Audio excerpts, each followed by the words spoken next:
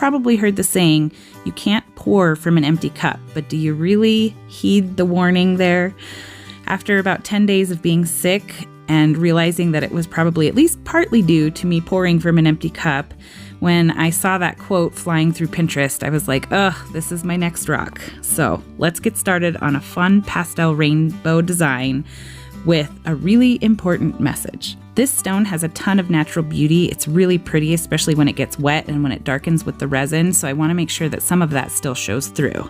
So I started out with my soapstone pencil, creating a little coffee cup, a rainbow coming out of it, and then a cloud at the end of it. And now I'm filling it in with some Liquitex gesso because I'm going to be using pastel paints, and I want to make sure, since this stone is kind of dark, that I'll have good coverage with the lighter color paints. So I'm giving it a nice base coat and finishing off that little coffee cup handle with a disposable eyeliner brush and the liquid gesso. Then I'm going to take a pencil and just give myself some guides for the lines of the rainbow. I want to make sure that they're pretty evenly spaced apart, so I'm just kind of lining out how those 5 colors will go down on the rainbow. And here are the pretty pastel colors I'm going to use for the rainbow. So I'm going to get started with pink on the first stripe of the rainbow. And if you think about the traditional colors of a rainbow, you've got red, orange, yellow, green, blue, and sometimes purple. Sometimes pink gets thrown in on the end. But to make this pastel, we're going to swap pink for the red. For the orange, we're going to use kind of a peachy color. Yellow will be yellow, but it's going to be a very nice pastel yellow. The blue is kind of an aqua blue, and then the purple is a nice pastel purple. Now, I did do a second coat over all of these. I didn't include it in the video, so I didn't bore you guys, but I did go over to do a second coat because I wanted to make sure that I had nice solid coverage since they are lighter colors. Sometimes that's tricky, but it also was a really good time to kind of even out the stripes, because when you're doing something this thin, sometimes you're bound to get a little bit of unevenness in the lines. You could also do this as kind of a blended rainbow if you wanted to.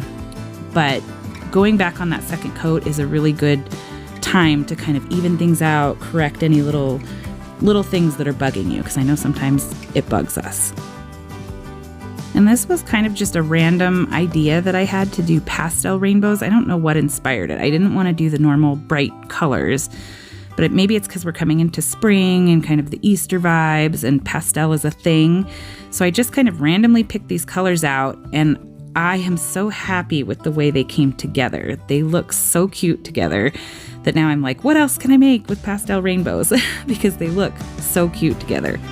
And who doesn't need a little bit more happiness and brightness in our lives? Now I don't know how you guys are doing surviving this daylight savings time thing, if you have that, if it applies to you, but man, this past Monday morning, it was rough getting up for work. I'm not gonna lie, but it was also really nice to be able to drive home from work, not in the dark. It was still light outside, and that was a nice treat. So I think I'm looking forward to the longer days. I still want a little bit more snow. I think our end of the country didn't get a lot of snow this year, so I'm sorry for those of you that did. But I think I am ready for the longer days. It is nice to have light out longer, to be able to resin rocks longer, and to go out, let Sammy go out and play longer. It's a nice change of season. So I think these colors go well with that. This last purple stripe was probably the most uneven of all of my stripes. It was a little bit chunky. So I did kind of try and even it out between the blue and the purple after I got the purple laid down, but it happens. And again, remember, embrace the imperfection, because I guarantee you the people that find these are not going to be looking at them with the same degree of criticism that we do to ourselves. Remember, we're putting these out in the world to brighten the day of a stranger, so they are not going to be critiquing your artwork. And if they do, they can put the rock back and go fly a kite. Okay, now we're going to fill in the cloud with just white paint. I am not super concerned about this being a little bit thick and feeling like it has a little bit of texture to it, because that's what a cloud looks like. It has a little bit of texture. So just basic white paint, fill it in, make sure you've got good coverage. This usually is pretty easy, especially with the gesso being underneath it.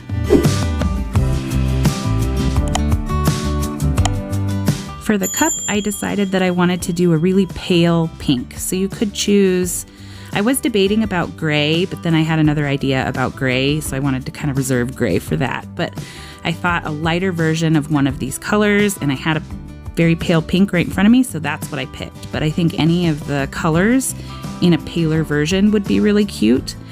But this is just what I decided to use. And the crazy idea I had with the gray that I debated about was to use a very fine nail art brush and some light gray paint and to provide outlines on the whole design. And I debated about it because I knew it was going to be time consuming. This is it in real time, so you can see how slow I had to go with it, and then I'll speed the rest up so I don't torture you.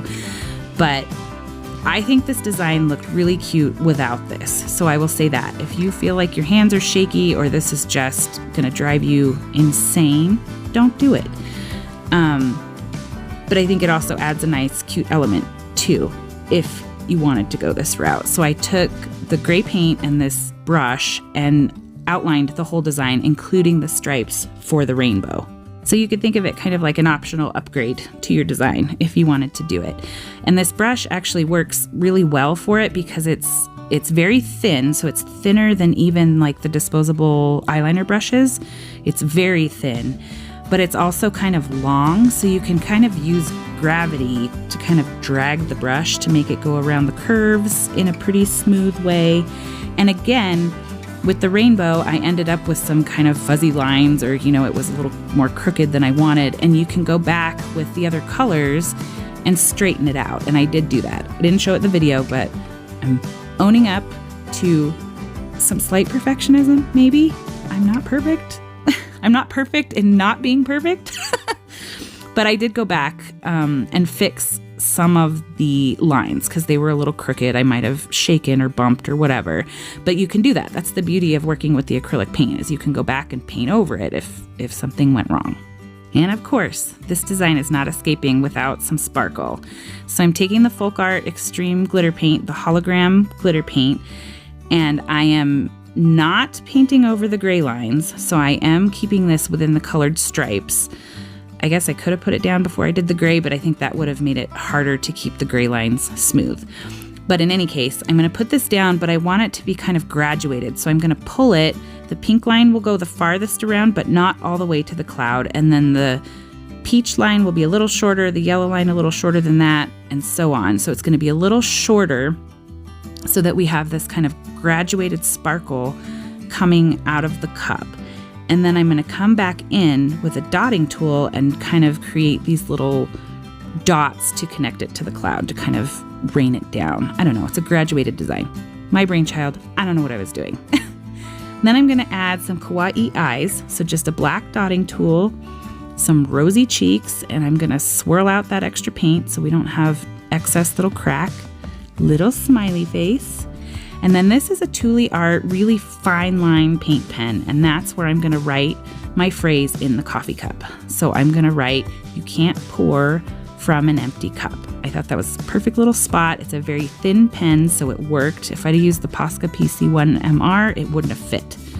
And then I'm going to finish up those eyes with some little white dots, and we've got this adorable reminder that we need to fill our cups. And that's exactly what this rock did for me. I hope it does the same for you.